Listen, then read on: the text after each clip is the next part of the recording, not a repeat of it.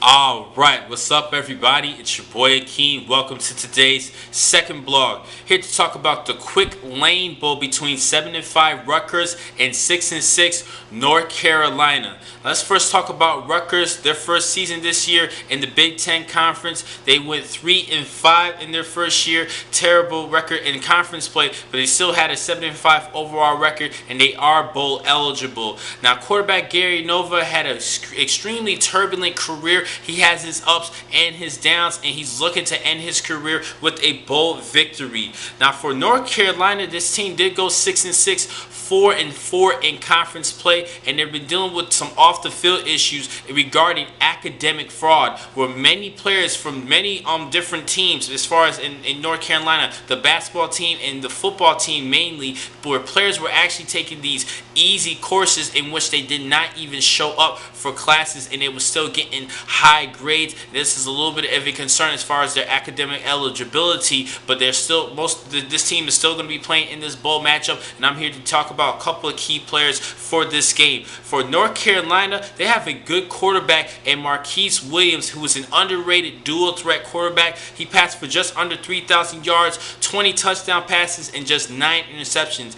And he's actually leading the team in rushing, averaging 4.1 yards per carry and 12 rushing touchdowns, well over 700 yards on the ground. So he's pretty much everything they have on the offensive side. And they still have a good receiver and sophomore Ryan Switzer. He's actually from Charleston, West Virginia, and I think this is a great athlete in a couple of future years for the Tar Heels offense. Now for Rutgers, I already mentioned Gary Nova, but his leading target is Leonte Carroll, who leads the team with 1,043 yards receiving and 10 scores. He is definitely a good time threat, possibly for the 2016 NFL draft. He is not ready to come out as a junior. He still has a little bit more things to learn at the receiver position.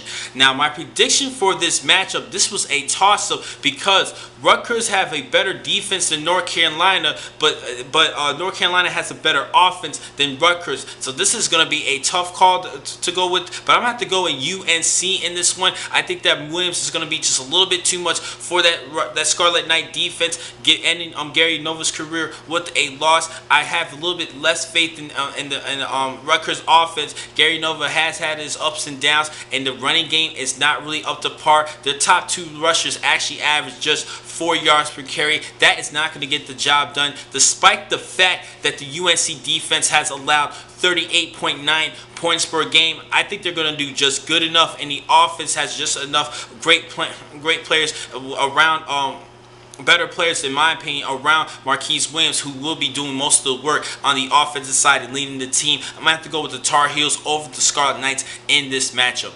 Now, I have one more blog to talk about. I'll catch you guys in just a couple of minutes with my final blog for today. Thank you for watching this blog. I'm your man, Keen McCall.